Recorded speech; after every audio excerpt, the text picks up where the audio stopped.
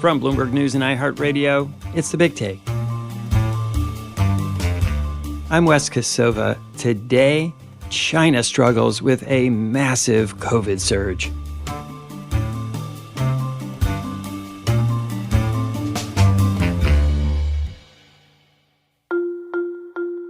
As we talked about on the show the other day, the China spy balloon the U.S. shot down is about the only China-related story making headlines right now, especially as news develops that China's balloon surveillance program was more widespread than anyone knew.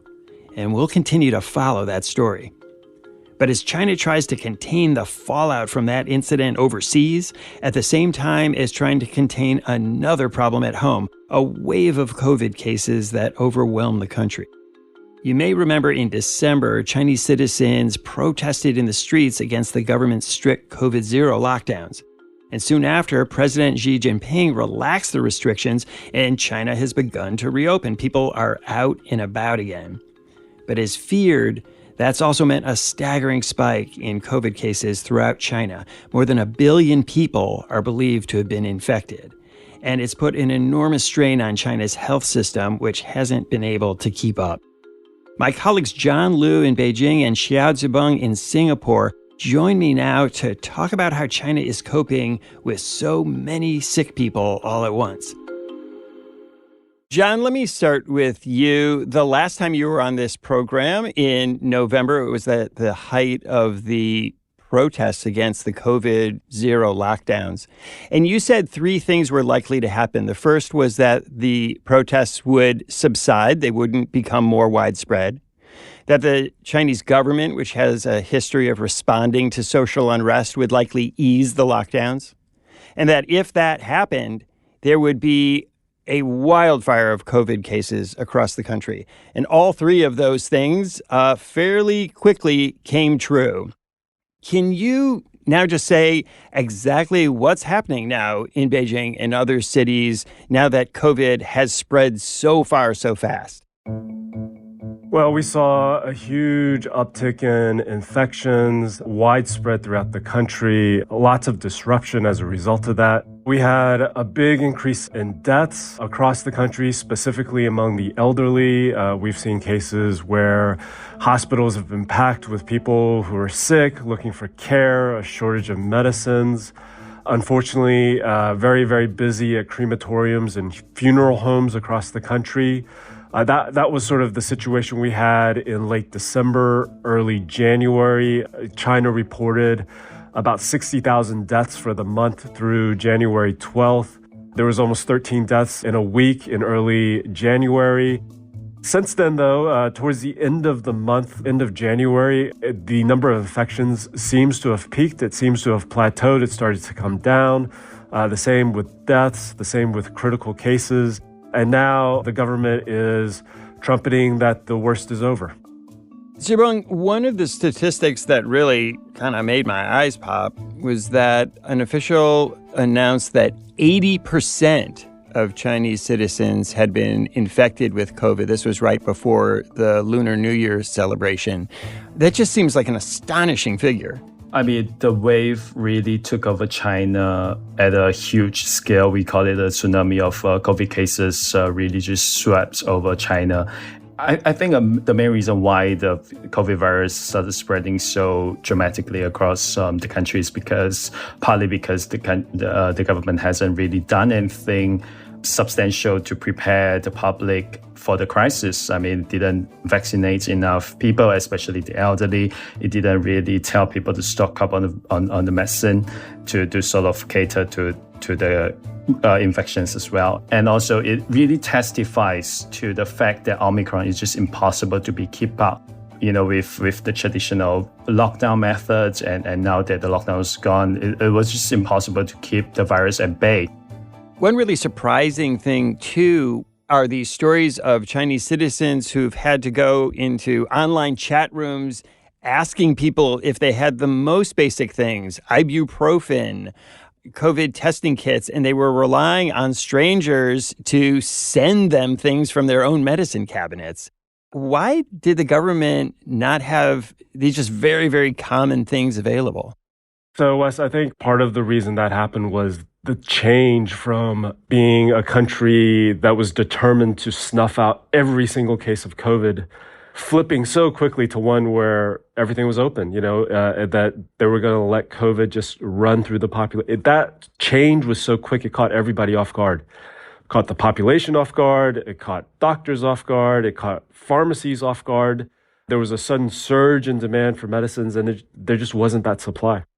Do you think that the government, looking at this problem of lifting COVID, had to make the calculation that there was no real way to contain it, and so that they simply were going to have to accept a huge surge, people across the country getting sick in large numbers, many people dying, in order to get through it? I think that was part of it, just that Omicron, especially the latest variants, were so infectious that the old playbook of lockdowns and mass testing, it just wasn't as effective. And I think the government sort of took a hard look, and there were protests, people were getting sick, people were upset by the lockdowns, that ultimately the calculation cost benefit was that it was better to open up. Because I think the worst thing that could have happened was to continue the lockdowns, but still for thousands, millions of people to get sick, and then still to have people die. And so to have the worst of both worlds. And I think that was what finally pushed, the decision-making to open up. Zibang, John mentioned earlier that it looks like the number of deaths is actually coming down, that the illness has spread so quickly through the country that the people who are going to get sick largely have. But there's been a lot of question about how accurate the reporting of the number of deaths has been because of the way the government records deaths. Can you explain a little bit about that? Yes. So the government has been very careful in terms of counting COVID deaths. Its definition is pretty narrow, limiting it to, those died of COVID only. And at the same time, when releasing death-related data, the government has also specified that it is only referring to deaths that occurred at the hospital. So a death that happened in someone's household wouldn't be necessarily counted into the total tally, because the government wouldn't have a way to sort of see into the data. That is sort of the government acknowledging that its data is not that complete when it comes to this sort of picture, which is why we need to rely at times on social media for reports on infections and deaths as well. And I think from our observations on social media, it does seem like the wave has sort of tapered off, and deaths are not occurring as often as during the initial wave. John, did we see higher death rates in China, especially in areas where there were fewer vaccines available than we did in other parts of the world? So I think this is partly the data to blame. We just don't have the amount of clarity to be able to definitively say whether or not the rate of deaths was higher or lower. Trying to show some transparency after pressure from the World Health Organization, the US and others. But because of the way they have handled data up till now, there's definitely always a question mark, particularly around these claims that so much of the population, an official saying at the weekend, 80% of the population has been infected. I'm very skeptical of these numbers. Zibang, to make up for shortages of healthcare and medicine, especially in rural areas of China, there's a citizens movement that sprung up called the Campaign to Bring Down Fever in Villages. What is that? Right. So the campaign that you mentioned, the campaign to bring down fever in villages, is actually a grassroots action started by China's civil society, really, to sort of, coordinate medical supplies and kind of like ship them to the countryside where these sort of supplies are more acute. And so there are really two things that are going on here. One is that, some villages are also being affected in the first wave, and the government didn't really step in at that point in time. It really just took a backseat on the whole situation. And that's led to a lot of these grassroots initiatives to kind of step in and kind of like take charge and coordinate supplies and to ship them to the people in need. And then when this first wave has tapered off and we are, in the running up to the Lunar New Year, that's when the government finally gathered its stuff and say that, okay, you know what, with all of these travelers going back home, they are bound to bring virus home with them as well. And that's when the government really started to pay more attention to the countryside and launching more sort of top-down measures to ramp up the healthcare capacities in these villages. And that's where we see that the government has given villages oximeters and other antipyretics and stuff. John, in these widespread protests at the end of last year, people were very angry. They wanted an immediate end to COVID-0 lockdowns, and they got them. Of course, we've been talking all about the downside of opening up so quickly without preparation. How have people responded to this? The government did what they asked, and now there are the consequences. Have people been patient, accepting of what happened here? I think China's a lot like, the U.S. and many other parts of the world where the public opinion is quite split on the issue. There are lots of people, working age people who have businesses, who are really happy that the economy is reopened. We've just had the Lunar New Year festival, which is the most important holiday in China, and many people were able to go home to see family for the first time in many years because there are no longer these restrictions on travel internally. But at the same time, we talked about the large number of deaths that we've seen across the country. That's obviously impacted families all over. And we have actually seen some criticism online, people saying, people who didn't want to open up or were against opening up, blaming these deaths on those who protested, saying, look what that's gotten us. And so there is this balance between, pro and con, people who opposed and people who supported the reopening. But I think looking forward, if you listen to the government spin on what's happening, you will see that there is much more of an emphasis on the economy rebounding, growth returning, people getting back to work, job prospects for the young, the newly graduated. And I think that will be the emphasis going forward. John Zibang, please stay with me. Our conversation continues after the break.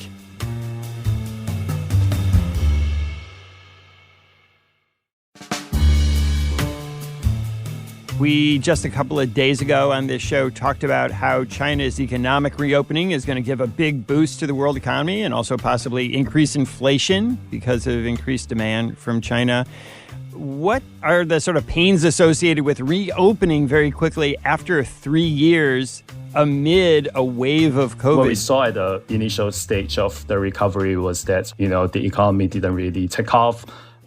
Factory operations were being disrupted by all of these COVID cases as well. But now that, hopefully the first wave is well behind us and China kind of like kickstarted all of these pro-growth policies once again, including a surprise easing on the crackdowns on tech firms and property sector that could point us to a stronger rebound in the coming months, although that again is subjected to whether COVID will kind of like spring up again and disrupting all of these operations. Zibang, if you walk through, say, cities in Western Europe or the United States, when people kind of emerged from the darkest days of COVID, you saw so many shops, so many restaurants had not made it through and they were closed permanently. Are we seeing a similar thing in China's cities, that people are coming out after 3 years and looking around and so many businesses that they once went to are no longer there? Definitely some shops have folded after this, on and off sort of lockdown situation that China was doing in the past 3 years.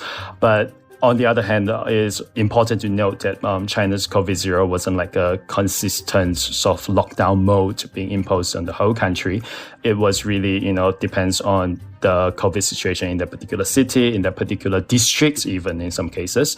Otherwise, when there is no COVID cases, people are really living just as normal. And sometimes they don't even need to wear a mask in outdoors, and businesses were allowed to operate. But it's really that sort of on and off lockdown with the advent of Omicron that makes the whole business operations unsustainable. John, there's this sort of, social contract between the Chinese people and the government that they accept one-party rule, a lot of restrictions in exchange for competent government, good public services, protection, public safety. Has that been shattered a bit? Are people expressing kind of discontent in a way that maybe they didn't before? I think it has definitely been stressed by the situation. It's been put under greater stress, that compact, the social compact. But I think it was under a lot of stress during the lockdowns. I mean, we saw the protests, we saw the impact on the economy, we saw the high rates of youth unemployment that hadn't existed in decades in China. And that, I think, ultimately would have produced more stress on that compact between the government and society than what we're going through right now, which is obviously the deaths, the critical illnesses have had a huge impact on families across the country, but we do seem to be over the peak of that.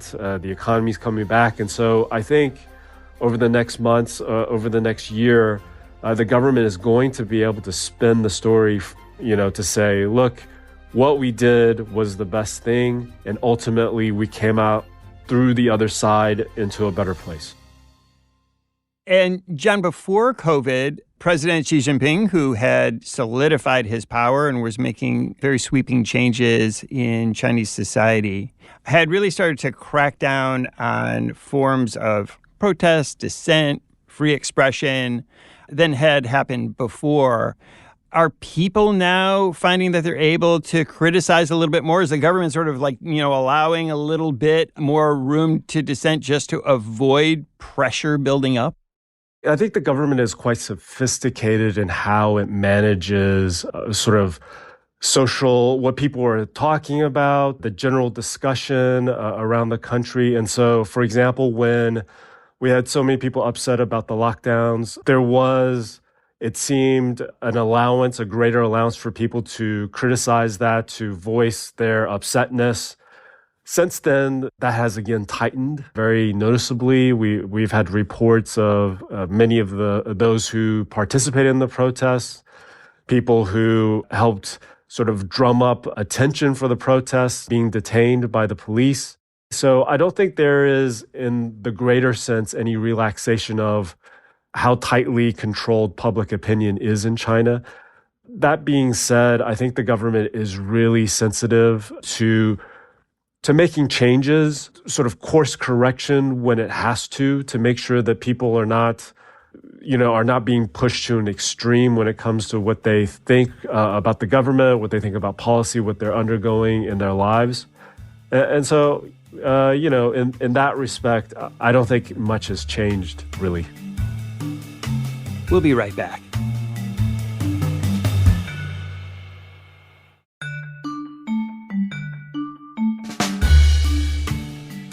Zibang, one way it's possible to get a feel for public sentiment in China is from the conversations that are happening on social platforms. Are there any trends in what people are talking about now with all the tumult in the country that stand out to you? So what we've been seeing is that some people are really just sort of pushing the blame on the protesters or more generally, the people who have called for a relaxation of COVID measures. And I've actually chanced upon this Weibo topic. So Weibo is China's equivalent of Twitter. So I've actually chanced upon this Weibo discussion consisting of a bunch of people sort of asking for a return of COVID-0 or at least some degree of lockdowns because they were seeing that, the wave was just too huge and the toll was just too great for them to be able to understand. And I think that really speaks to the whiplash that just take COVID-0 U-turn has created on the Chinese society, because they were unable to sort of understand why the government has taken such a dramatic change all of a sudden. And that's why they just couldn't fathom in that they were, kind of like putting the blame on any other parties that they thought were responsible, and that in this case are the protesters. Can I just add to what Zibang was saying? In the sense that because the government censors social media posts that are critical of government policy, posts that blame the government for the increase in deaths, Because those posts tend to get censored away, what you have left instead is this discussion of, well, it's the protesters who are to blame for the fact that so many people have died. And so either by coincidence or by purpose, that tends to be the discussion that is more pronounced in China, the one that we see more often. Zibang, one thing that I think you spoke to Federica about before the interview, when the two of you were talking, was about just misinformation in general, people online looking at using yoga or alternative medicine to cure COVID, and how those discussions are going about how that's sort of different from Western disinformation, the idea that, COVID doesn't even exist. Yeah, I mean, that really boils down to how the government has vilified COVID-19 for the past 3 years. The government has been telling its people that COVID-19 is a very serious disease. It causes a lot of symptoms in the people, and sometimes long COVID is there to stay as well. And so when the government just suddenly opens up without, sort of educating the public about the variants, really, that has driven some people to sort of treat the virus as a very serious thing to look after. And at the same time, there's also this erosion of trust in the government, or at least in the government's backs, sort of medical experts. They don't really trust that the experts were speaking out of science. They think that the experts were just being directed by the government to toe whatever line that the government was looking at the point in time. So now they think that the experts' words are not to be trusted, and that's also driven them to this sort of alternative information. And we are seeing that the People's Daily, that is the mouthpiece of the Communist Party, has to come out and clarify to the people that eating canned peaches doesn't really help you with COVID-19 symptoms. John, when you look down the road, 3 months, 6 months, even a year from now, how do you see this playing out? Where do you think China is with COVID in the future? I think in 6 months' time, it could very well be that COVID just seems like it never happened. It didn't exist. Maybe people privately amongst themselves will talk about it, but, in official media, in mass media more broadly, there might just be no mention of it, that the government will want to very much move forward. And I do think that the economy should be much better down the road. Obviously, partly that will be because last year was so terrible that it'll just make this year look much, much better. And that'll add to that argument. So I think in 6 months and a year from now, it will have seemed like thousands of years ago that this happened. John Zibang, thanks so much for being here. Thank you, Wes. Thank you. You can read more from Xiao Zibang and John Liu at Bloomberg.com. Thanks for listening to us here at The Big Take. It's a daily podcast from Bloomberg and iHeartRadio. For more shows from iHeartRadio, visit the iHeartRadio app, Apple Podcasts, or wherever you listen. And we'd love to hear from you. Email us questions or comments to bigtake@bloomberg.net. The supervising producer of The Big Take is Vicky Bergolina. Our senior producer is Catherine Fink. Our producer is Federica Romagnello, and our associate producer is Zainab Siddiqui. Hilda Garcia is our engineer, and our original music was composed by Leo Sidran. I'm Wes Kosova. We'll be back tomorrow with another Big Take.